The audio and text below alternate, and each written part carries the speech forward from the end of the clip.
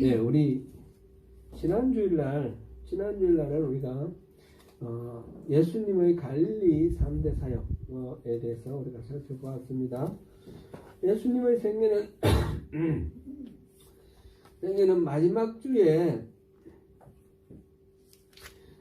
예루살렘에 입성하시고 십자가를 지시고 죽으시고 그 다음에 죽으셨다가 부활하시고 승천하신 할 때까지 40일 동안 이렇게 예루살렘 중심으로 이렇게 쉬고 살아생전의 모든 활동은 공생의 활동은 갈릴리 지역에서 있었습니다.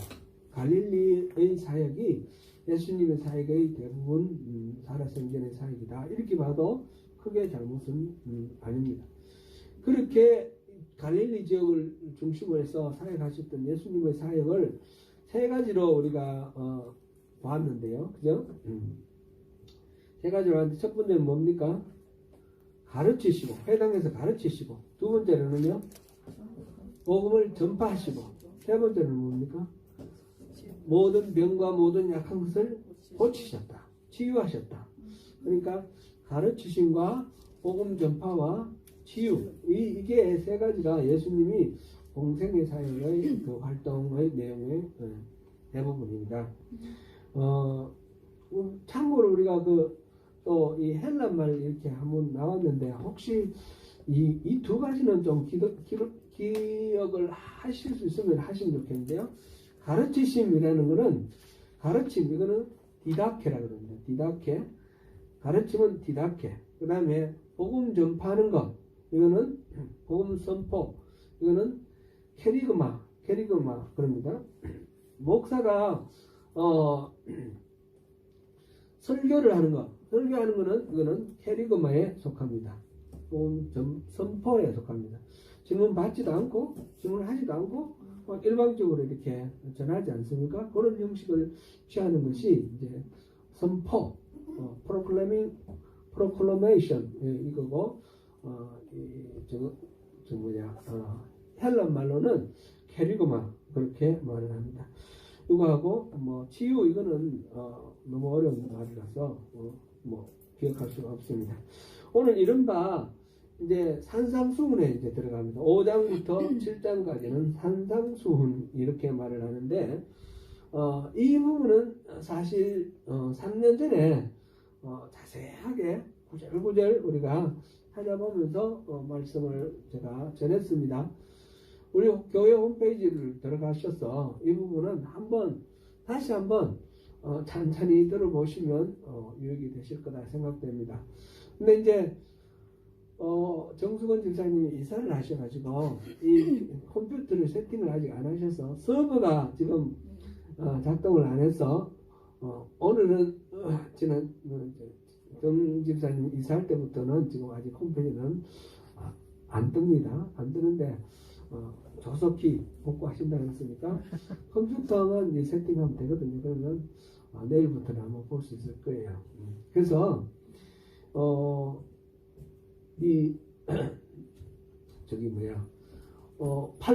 팔복이 지금 오늘부터 오늘 지금 설교를 팔복을 할 거고요.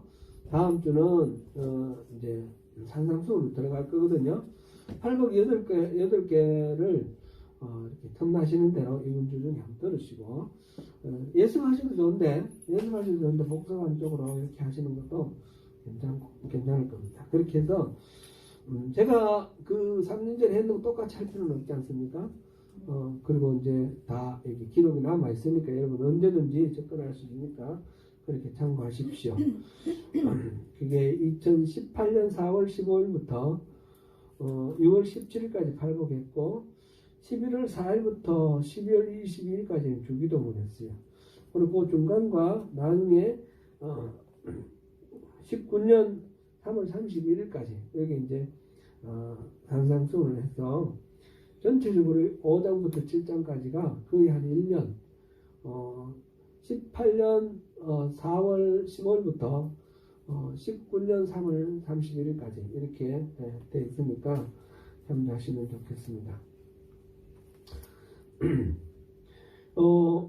이번에는 그 부분은 좀 묶어서 주제별로 중요한 부분 묶어서 이렇게 몇 번으로 나눠서 하겠습니다.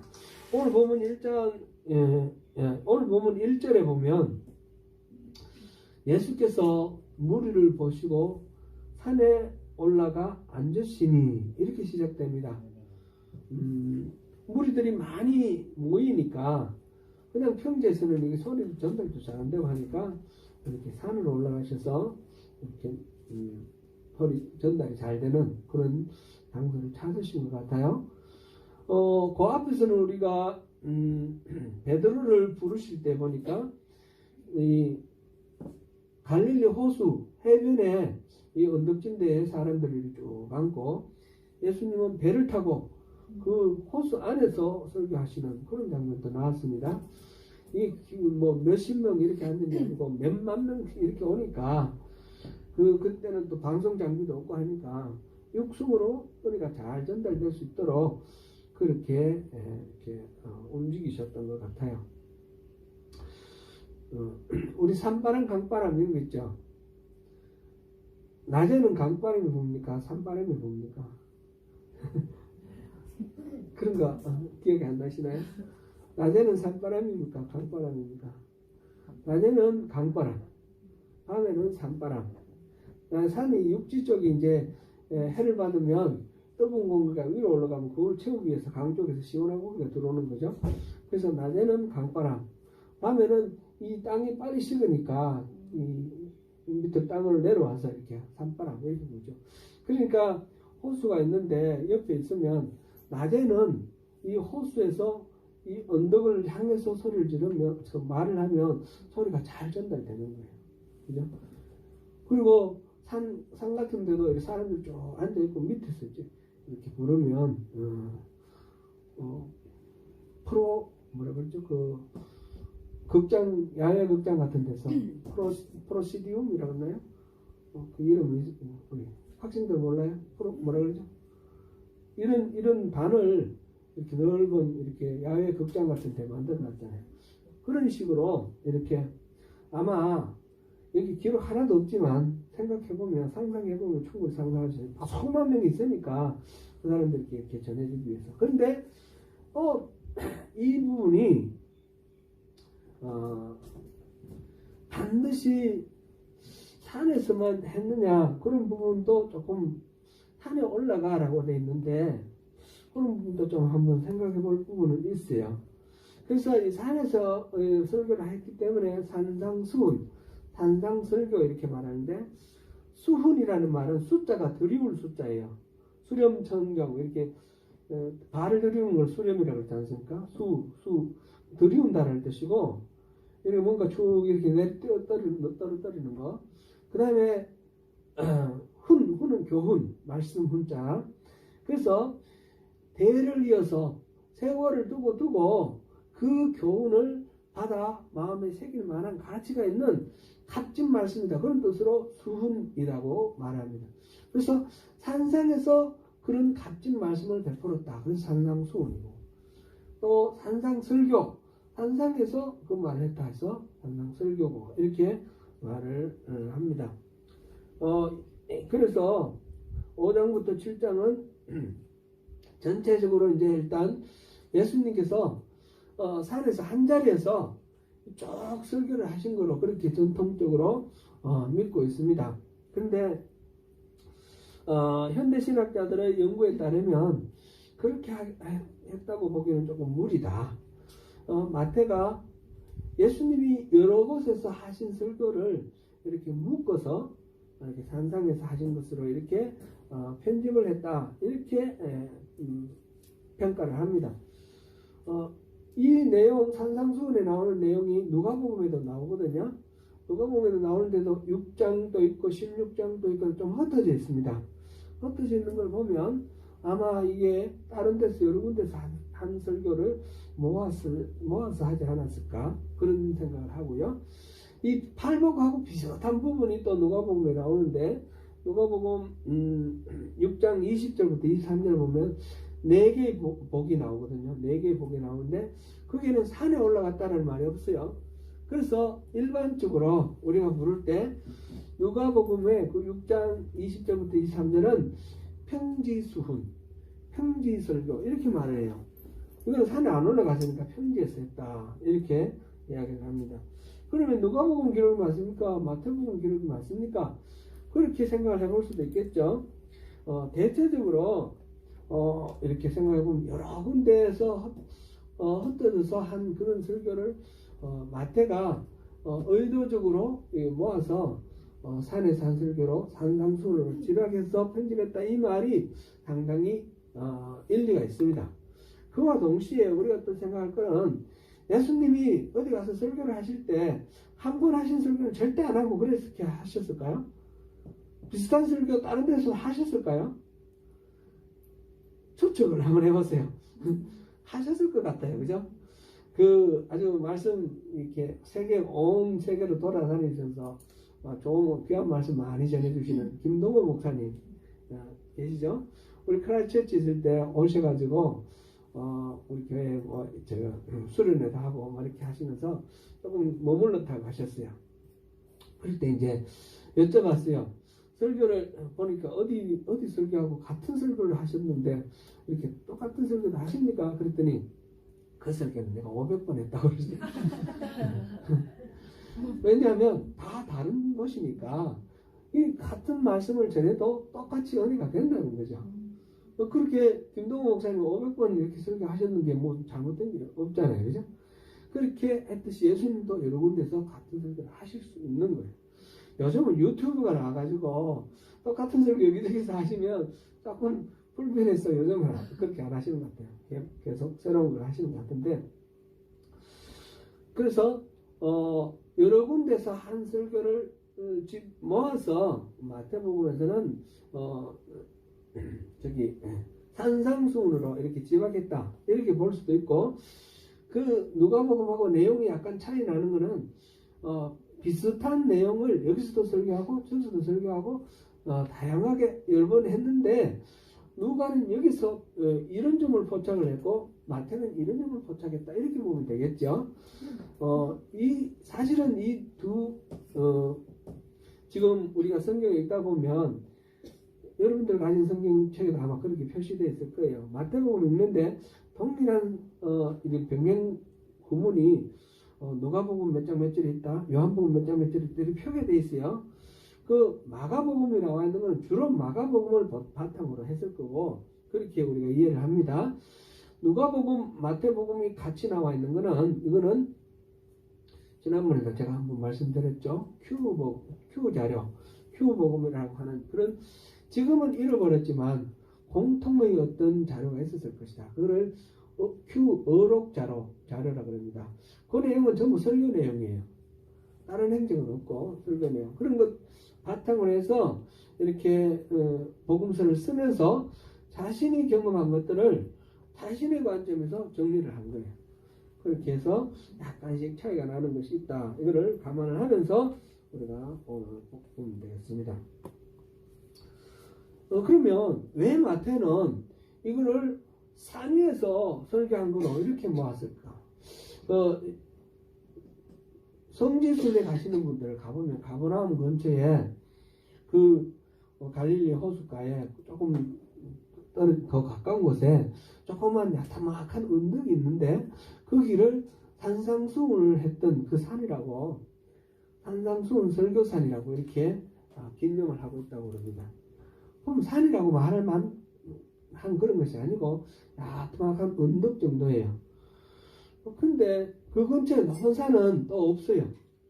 그래서 아마 그거 아니더라도 옆에 있는 언덕 정도 뭐 그런 야타막한 어떤 데서 했을 텐데 설교를 하셨을 텐데 왜 그거를 산 위에서 설교를 했다 했을 것이며 그리고 왜 이 많은 내용 보면 마태복음 설교 5개 설교 제가 말씀드렸는데 아주 중요한 핵심 5개 설교 중에 어떻게 보면 제일 중요한 거라고 보이는 이 첫 번째 설교를 모아서 이렇게 산상수훈이라고 했을까 그런 의문이 듭니다. 아마 이거는 마태복음의 특징이 대체로 구약 성경하고 구약 성경에 예언된 것이 예수님을 통해서 이루어졌다. 이게 마태복음의 중요한 관점인데 그 관점이 그대로 적용된 거다. 이렇게 봅니다.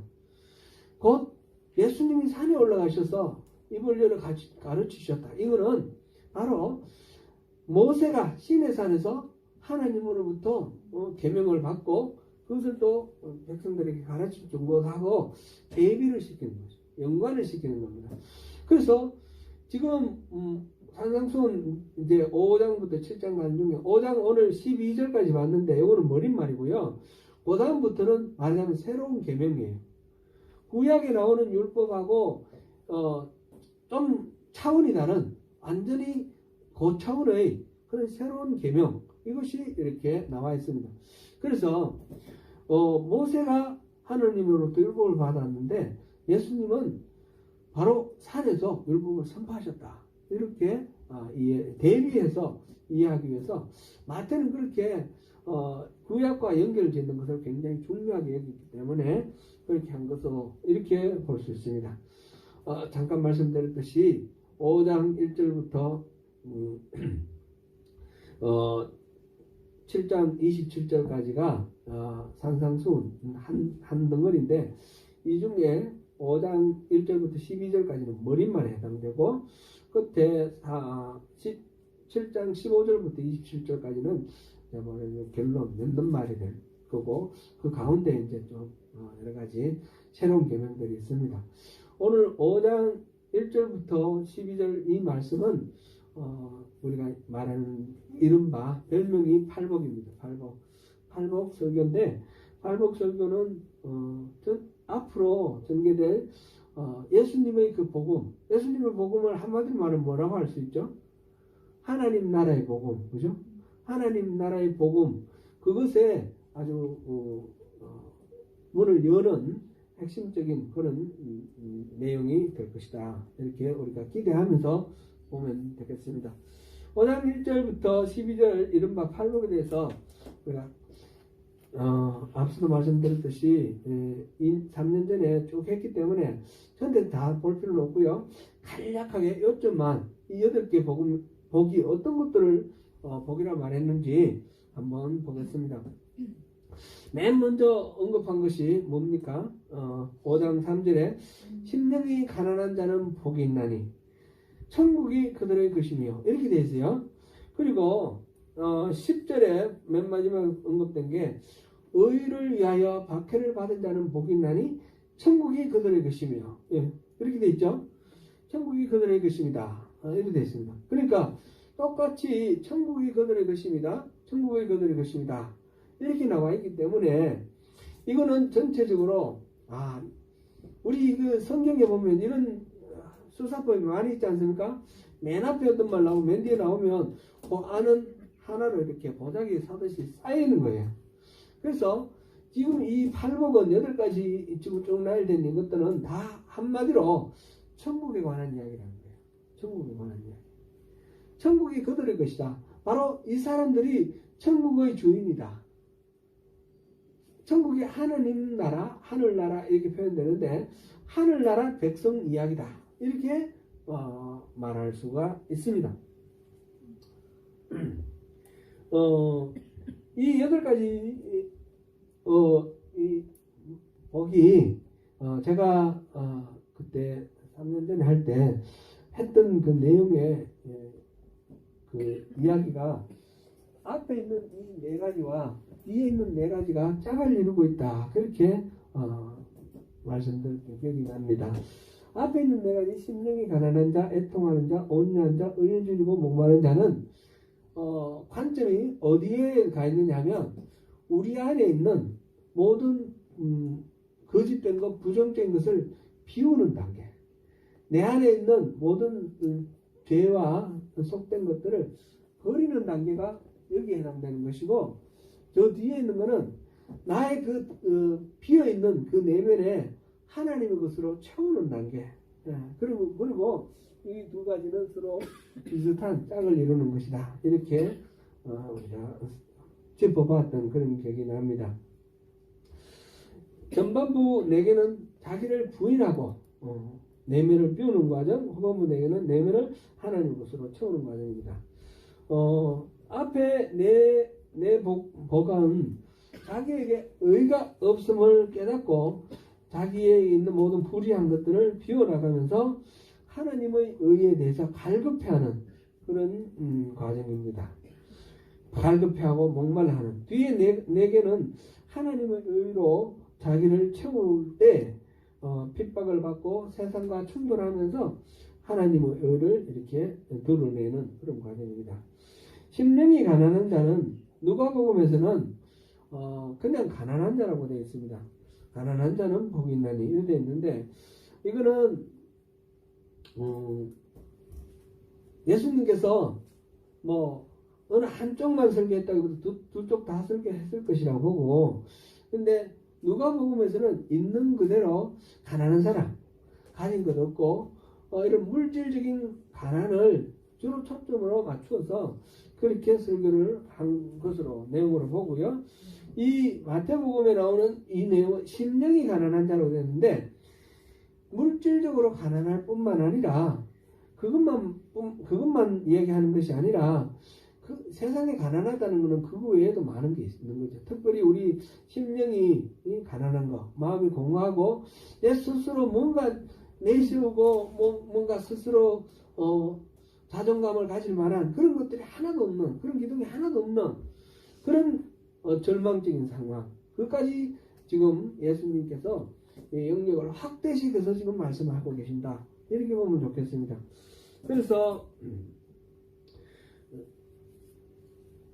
그랬을 때 물질적으로 가난한 사람, 정말 먹을 것도 없을 때 누군가의 도움이 필요한 거죠. 영적으로 가난한 사람 마찬가지로 누군가의 도움이 필요한데 누가 도와주는 거죠? 도와줄 사람도 없는 그런 상황. 오직 하나님의 은혜만 구하면서 하나님의 도우심만 바라는 이런 절절한 마음, 그게 이 마음이 가난한 사람, 심령이 가난한 사람, 이렇게 표현되어 있다고 보면 되겠습니다. 예수님께서 그 외에 성전에서 기도하는 사람에 대해서 평가한 내용이 있습니다. 한 사람은 바리새인이고 한 사람은 세리입니다. 바리새인은 내가 저들과 같이 죄를 짓지 않고 하루에 3번 기도하고 금식하고 이런 걸 할 수 있게 해주셔서 감사합니다. 그렇게 기도를 했고, 세리는 기도할 내용이 없어서 가슴을 치면서 주여 나는 죄인입니다. 죄인입니다. 할 말이 없는 거예요. 할 말이 없는 거예요. 그랬을 때 예수님께서 누구의 기도를 받으셨다 하셨어요? 세리의 기도를 받으셨다 했습니다. 심령이 가난한 건 그런 겁니다. 내가 뭔가 내세울 게 있는 것, 내가 뭔가 자랑할 것 있는 것, 스스로 기댈 것 있는 것, 그런 것이 하나도 없는 그런 완전히 그냥 절박한 상태에서 하나님께만 매달릴 수밖에 없는 그런 상황. 그런 사람에게 복이 있습니다. 어떤 복이 있습니까? 그런 사람 지금 이 뒤에 가서 또 자세하게 나올 텐데, 그런 사람이 다 가난하고 절망적인 사람 다 복이 있는 건 아니에요. 지금 여기에 처음과 끝이 천국이 그들의 것이다라는 말로 싸져 있었다 그랬어요. 그러니까 그들은 모두 다 천국을 소유한 사람들이에요. 천국 백성들입니다. 그들이 천국 백성들이기 때문에 복이 있는 거예요. 그 다음에 애통하는 자는 어떤 사람입니까? 누가복음에서는 이거를 지금 우는 자라고 그랬어요.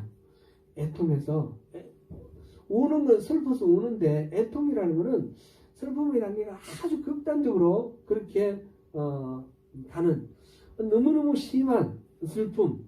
그래서 가슴이 그냥 찢어지는 것 같고 무너지는 것 같은 그런 애절함, 그걸 이제 애통한다 이렇게 표현을 했는데, 그렇게 애통한 이유들은 여러 가지 있겠죠. 뭐 부모가 뭐 이렇게 돌아가셨을 때 좀, 그런 그것보다도 더 애통한 거는 자녀들이 뭐 먼저 앞섰을 때 이렇게 사랑하는 사람을 잃어버리고 난 뒤에 그 상실감, 그것으로 인해서 애통하는 그런 것도 있을 것이고, 또 세상에는 억울한 일들 너무너무 많아요. 난 잘못한 거 없는데 그냥 뒤집어 씌우고 그래가지고 너무너무 슬프고 고통스러운 그런 일들이 많단 말이죠. 그래서 슬퍼가지고 어떻게 해결할 도리가 없어서 아파하는 그런 상황, 이 애통하는 자입니다.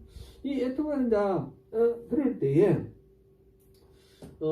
그러면서 자기 자신을 보면 자기가 그러면 늘 선하고 늘 올바랐느냐, 남들의 잘못을 바라보면서 막 쓰라림과 동시에 자기 자신을 비춰봐도 여전히 자기도 마찬가지로 똑같이 비참한 그런 상황이죠. 그래서 외적인 어떤 고통 때문에 아파하기도 하고 스스로 자기를 돌아보면서 아파하기도 하고 이런 아파하는 그런 마음, 그런 사람은 복이 있다고 했습니다. 뭐라고 했습니까? 위로를 받을 것이다. 위로를 받을. 애통한 것 자체가 복이 되는 건 아니에요. 그죠? 애통한 것 자체는 안 좋은 일이에요. 안 좋은 일. 그런데 그렇게 애통했는 그를, 이 사람들은 어떤 사람이에요? 천국 백성이에요. 천국 백성일 때 위로를 해주신다는 거예요. 누가? 하나님이 그 사람들의 눈물을 닦아준다. 그러니까 복이 있다. 그런 말씀입니다. 온유한 사람은 복이 있다. 이것도 마찬가지죠. 온유는 선한 것이 없다는 것을 인정하고 스스로 낮아지는 상태. 물론 자기 안에는 내적인 파워가 있습니다. 파워가 있는데 이거를 겸손하게 하나님의 그 컨트롤 안에 이렇게 내려놓거든요. 그래서 파워 언더 컨트롤 이렇게 표현했습니다. 온유를 설명하는 것 중에 가장 대표적인 그런 설명이 야생마를 길들였다 그렇게 표현을 합니다. 능력은 있지만 잘 조절되어서 함부로 발산하지 않는 그런 걸 말하는데, 구약 성경에 가장 온유한 사람은 누구예요? 모세. 신약 성경에 가장 온유한 사람은요? 예수님. 그렇게 온유라는 것은 능력이 없어서 이렇게 낮아질 때는 낮아진 걸 말하는 것이 아닙니다. 분명히 능력이 있지만 그러나 컨트롤해서 아주 온유하고 부드럽게 그렇게 반응하는 그런 상황입니다. 그런 사람에게도 복이 있다 그랬습니다. 그런 사람에게도 복이 있습니까? 땅을 그들에게 기업으로 준다. 기업은 이때는 엔터프리너 이게 말이 아니에요. 그죠? 비즈니스 이런 게 아니고 어떤 거예요? 헤리티지, 유산 이게 해당되는 거예요. 하나님이 이때 땅은 이 세상입니다. 세상. 그런 온유한 사람에게는 세상을 맡긴다는 거예요. 이 세상을 하나님 나라로 만들 수 있도록 그 역할을 맡겨서 이 사람도 하나님은 사람 천국 백성이잖아요. 이런 온유한 특성을 가지고 있는 천국 백성에게 세상을 맡긴다. 그런 말씀입니다. 그 다음에 의에 줄이고 목마른 자는 누굽니까? 누가복음에서는 그냥 줄인다라고 되어 있어요. 그냥 굶주리는 거, 못 먹는 거. 아까 가난한 거랑 같은 내용인데, 여기서는 그 가난한 것, 그것에서 나아가서 단순히 육신적인 어떤 굶주림뿐만 아니라 영적으로 채워지는 영적 양식이 없어서 갈증을 느끼는 그런 영적 고갈 상태, 그것까지 포함을 해서 의에 줄이고 목마른 자, 여기에 대해서 그들을 복이 있다고 했습니다. 복이 있는데 그들에게는 하나님께서 목자가 되셔서 생명수와 하늘 양식을 채워줄 것이다. 그래서 그들이 배부를 것이다. 이렇게 표현을 했습니다. 긍휼히 여기는 자는, 긍휼히 여긴다는 누군가를 긍휼히 여기고 불쌍히 여기고 자비를 베풀고 도와주는 거, 이거는 그 사람의 본성이 타고나서 착한 사람도 우리가 보면 주변에 보면 있어요. 그죠? 그런데根本적으로는 인간은 죄인이에요. 인간은 이기적이에요. 자기중심적이에요. 근데 하나님의 헤세드, 하나님의 자비, 긍휼을 경험하게 되면, 하나님의 그 자비를 경험한 사람은 자기의 한계를 뛰어넘는 거죠. 자기 자신의 본성의 한계를 뛰어넘어서 다른 사람을 도울 수도 있고 긍휼히 여길 수도 있고, 그래서 긍휼히 여김을 받는 자는 복이 있다. 그들이 긍휼히 여김을 받는다. 그렇게 하는 사람은 더 하나님의 은혜를 더 많이 경험하게 된다. 그런 말씀입니다.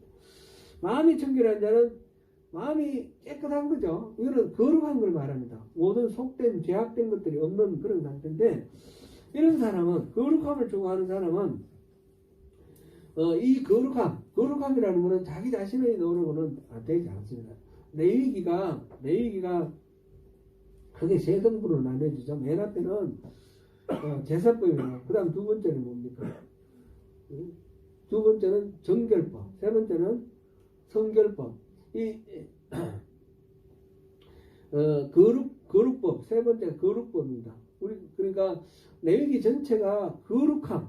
우리가 어떻게 하면 하나님께 가까이 갈 수 있고, 어떻게 하면 하나님과 늘 더불어서 살 수 있는 그런 삶을 살 수 있을까? 그거를 구약 율법으로 설명해 놓은 것이 레위기인데, 거기서 보면 거룩해진다라는 것은 모든 죄된 것, 속된 것들을 다 멀리 해야 되는 것입니다.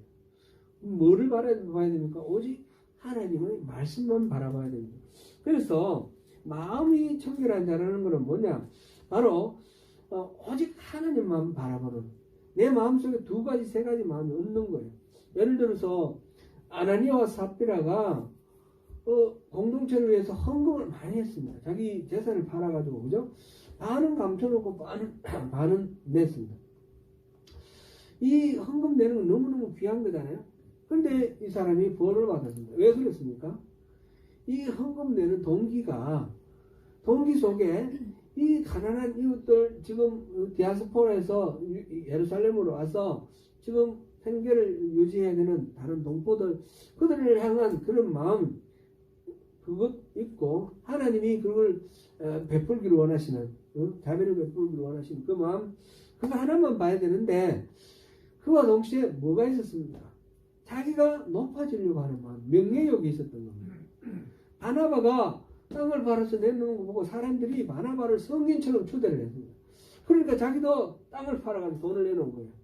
이거는 순전한 한 가지 하나님의 그 마음만 바라보는 것이 아니라 자기의 욕망을 채우고자 하는 그것이 있습니다. 이렇게 두 마음을 품는 것, 이건 거룩한 것이 못 되는 겁니다. 그래서 이게 거룩하지 못하다, 이렇게 평가를 받는 것입니다. 일편단심이라는 말 있죠. 한 가지 마음, 하나님을 향한 마음. 우리가 이 주님을 섬기고 교회에서도 마찬가지입니다. 목회를 하는 사람 중에서도 마찬가지고, 성도 중에서도 마찬가지고, 이렇게 열심히 헌신하고 막 이렇게 애를 쓰는데 그 속의 동기가 순전하게 하나님께 영광 돌리는 게 아니라, 나 이걸 통해서 내가 뭔가를 이루겠다, 사람들로부터 인정받고 싶다, 이런 다른 동기가 들어가면 이거는 거룩이 아닌 거예요. 그래서 여기서 마음이 청결한 자는 그런 것이 없이 하나님만 바라볼 때는 하나님을 볼 수 있습니다. 근데 다른 동기가 있으면 다른 게 자꾸 보입니다. 그래서 엉뚱한 데 빠지기 쉽다는 거죠. 그 다음에 화평케 하는 자, 화평하게 하는 자. 너무 간단하게 하려는 그런 게 또 하다 보니까 또 길어졌습니다. 화평하게 하는 자, 이 평화를 만드는 거죠. 평화의 핵심은 하나님과 우리와의 화목이죠. 그리고 하나님과 우리와의 화목을 온전히 이루는 사람이 화목의 직책을 부여를 받아서 사람과 사람 사이를 화평하게 하는 그런 역할을 하는데, 이거는 우리의 본성으로는 안 되는 거예요. 우리 안에 그리스도의 본성, 그리스도의 그 영이 들어오셔서 우리를 완전히 이렇게 다스릴 때만 가능한 거예요. 그래서 화평하게 하는 자는 하나님의 아들이라는 칭호를 주시겠다는 겁니다. 그 다음에 의를 위하여 박해를 받은 자, 예수님을 위해서 박해를 받은 자와 같은 경우입니다. 10절에 보니까 의를 위하여 박해를 받은 자는 복이 있다 이렇게 되어 있고, 11절에는 뭐라고 되어 있습니까? 나로 말미암아 너희를 욕하고 박해하고 거짓으로 너희를 거슬러 모든 악한 말을 할 때, 지금 의를 위하여 하고 나로 인해 하고 이렇게 그 뒤에 나오는 내용은 같은 거예요. 그죠? 그러니까 의가 바로 예수님인 거예요. 예수님. 그래서 예수님을 위해서 이렇게 모든 박해를 무릅쓰고 나가는 그런 경우에 복이 있다, 그 말씀입니다. 그럴 때 바로 천국이 그들의 것이 됩니다. 네, 이 8가지 복에 대해서 간략하게 봤고요. 이거는 홈페이지를 통해서 각 부분의 그 복에 대해서는 살펴보십시오. 근데 이 8개는 각각 따로가 아닙니다. 이거 하나의 다른 특성들이 다양하게 이렇게 드러나는 거다. 이렇게 보면 좋겠습니다. 팔복에 대해서 살펴볼 때 오해가 몇 가지인데 두 가지를 우리 살펴보겠습니다. 첫 번째는 그렇게 복이라 말할 때 복의 개념이 뭔가? 흔히 복은 이 세상에서 유익과 풍요를 많이 누리는 것, 소원 성취, 문제 해결 이런 거로 생각합니다. 그런 복을 구하기 위해서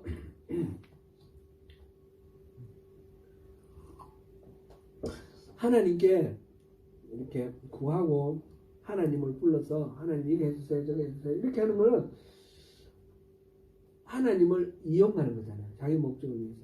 그는 이거는 기복주의다 그랬는데 그러면 복을 구하는 건 다 잘못인가? 그런 질문을 할 수가 있습니다. 하나님 원래 우리에게 복 주는 걸 싫어하시는데 우리가 자꾸 복 달라고 그러냐? 그건 아니에요. 하나님 처음 인간을 만드시고 난 뒤에 그 창세기 1장 28절에 보면 사람들을 지으시고 복을 주셨다고 했어요. 하나님이 자기 형상대로 사람을 지으시고 복을 주셨고요. 9장에 보면 노아의 홍수가 일어났어요. 땅을 싹 썰어버리고 그 다음에 맨 먼저 하신 게 뭐예요? 그들에게 복을 주신 거예요. 아브라함을 부르셔서 복을 주셨고 이삭과 야곱에게 복을 주셨고요. 이 하나님은 사람들에게 복 주시기를 좋아하시는 분이에요. 그러면 이거는 뭐를 어떻게 이해를 해야 되는 건가? 하나님의 복 개념은 우리가 이 땅에서 잘 먹고 잘 사는 것으로 그렇게 생각하는 것을 원하지 않습니다. 하나님은 하나님 나라에서 영원히 우리와 교제하기를 원하시는 겁니다. 그래서 하나님의 복은 영원한 생명을 누리는 그런 복입니다. 그러므로 하나님과 우리의 관계가 아름답게 온전하게 맺어지는 그 복이 진짜 복입니다. 그래서 물질적이고 현실적이고 가시적인 풍요와 안락에만 이 복의 개념을 묶어놓는 것은 하나님이 주시는 무한하신 복을 다 잃어버리는 그런 어리석은 판단이 되는 것입니다. 두 번째 우리가 오해는 이 팔복을 율법으로 생각하는 것입니다. 팔복은 율법이 아니라 복음입니다. 우리가 방금 살펴볼 때 그런 관점에서 봤는데 좀 더 주의 깊게 한번 생각해 보겠습니다. 심령이 가난한 자는 복이 있나니 천국이 그들의 것입니다. 그랬어요. 그러니까 우리가 복을 받기 위해서는 심령이 가난해져야겠다. 이런 식으로 생각하기 쉽습니다. 그렇게 되면 심령이 가난해지는 것은 율법입니까? 복입니까? 복음입니까? 율법이 되는 겁니다. 복을 얻기 위해서 이렇게 해야 한다 하는 조건으로 이렇게 행동 조건으로 이거를 생각을 하면 이거는 율법이 되어버리는 겁니다. 팔복은 율법이 아닙니다. 팔복은 복음입니다. 그 다음에 뒤에 나오는 것은 새로운 계명으로 예수님이 완성하신 율법이다 이렇게 말할 수 있는데 이 첫 번째는 그 뒤에는 천국 백성들이 살아야 어떤 삶의 지침이고 여기는 천국 백성은 어떤 사람들인가 천국 백성의 특징을 말하고 있습니다.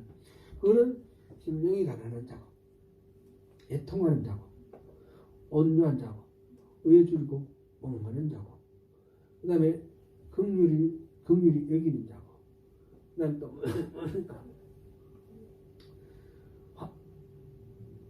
마음이 청결한 자고 그 다음에 화평을 이루는 자고 그 다음에 의를 위하여 핍박을 받는 사람이겠죠. 박해를 받는 사람. 이 8가지는 다 천국 백성들의 삶의 특징이다. 다시 표현을 하면 우리가 살아가는 삶의 모양이 어떻더라도 천국 백성이라면 우리는 복이 있다. 그런 말입니다. 여기서 이 성경이 처음 3절을 같이 한번 읽어볼까요? 같이 읽어보도록 하겠습니다. 시작. 심령이 가난한 자는 복이 있나니 천국이 그들의 것이다. 여기서 심령이 가난한 자는 복이 있나니 우리 이렇게 번역을 해놓았기 때문에 여기에 이제 조건처럼 느껴지는데 원래 원문에서는 복이 있도다 심령이 가난한 자여 천국이 여러분들 것입니다. 이렇게 되어 있습니다. 그러면 복이 있도다. 심령이 가난한 자, 심령이 가난한 사람들은 이미 다 지금 우리가 있어요. 그럴 때 여러분들은 정말 복이 있습니다. 이렇게 말하는 거예요. 복을 받기 위한 조건이 아니라 천국의 백성을 전제로 하고 복을 선포하는 것입니다. 그래서 복의 초점이 다르다는 것을 우리가 이해를 해야 되겠습니다. 야, 예쁘다. 이 말은 예쁘다 뭐 이렇게 말하자면 감탄하면서 선포하는 그런 내용이죠.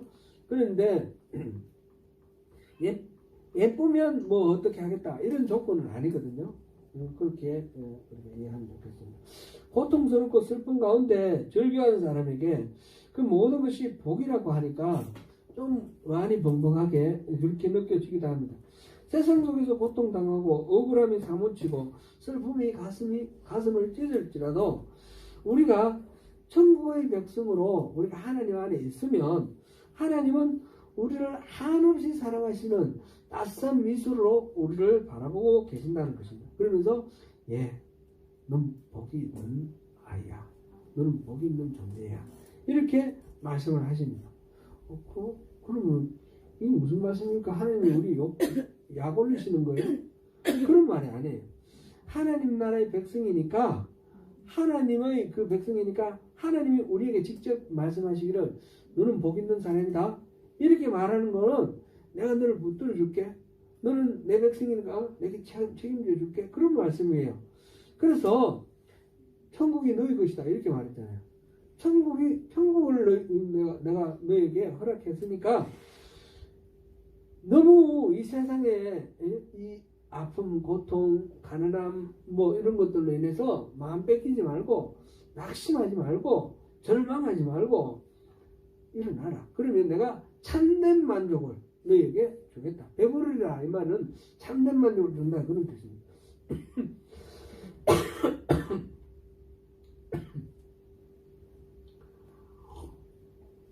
팔복의 선언은 새로운 율법의 선언이 아니라 복음입니다. 복음의 선포입니다. 짐을 주시는 말씀이 아니라 위로와 격려를 주시는 말씀입니다. 누구에게 주십니까? 바로 하나님 나라의 백성에게입니다. 하나님의 다스리심을 받아들이겠다고 결심하고 주님께 순종하는 저와 여러분입니다. 팔복을 이해하는 핵심 키는 바로 하나님의 그 따스하신 눈길이 바로 키가 됩니다. 세상 나라에서 우리가 고통받을지라도 하나님 나라에서 우리는 절대적으로 하나님의 손을 붙들고 있습니다. 하나님의 백성으로 하나님의 긍휼히 여기고 두 마음 갖지 않고 하나님을 바라보며 주님과 화평을 이루어가며 그 모든 과정에서 의를 위하여 기꺼이 박해를 받을 때 하나님은 우리를 바라보시면서 복이 있다 얘야 이렇게 말씀을 하십니다. 하나님의 긍휼이 임하면 우리는 하나님을 보게 되고 하나님을 경험하게 될 것입니다. 더 큰 확신 속에 하나님을 의지할 때에 하나님은 우리와 화목하면서 화목하게 하는 직책을 맡기실 것입니다. 여러분들이 바로 천국 하나님 나라의 주인공입니다. 예수의 이름으로 인하여 욕을 먹고 박해를 받는 시대가 되었습니다.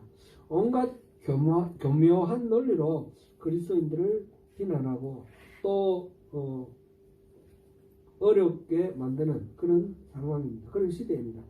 이런 때일수록 주님은 우리들어 기뻐하고 즐거워하라 하십니다. 상황 자체를 기뻐하고 좋아하라 그런 뜻이 아니죠. 이런 것들을 통해서 우리가 더욱 하나님의 마음에 합한 그런 사람으로 단련되고 양육되고 자랄 것이니까 그러면 하나님은 우리에게 더 큰 상을 주실 것이니까 그래서 기뻐하라 그런 것입니다.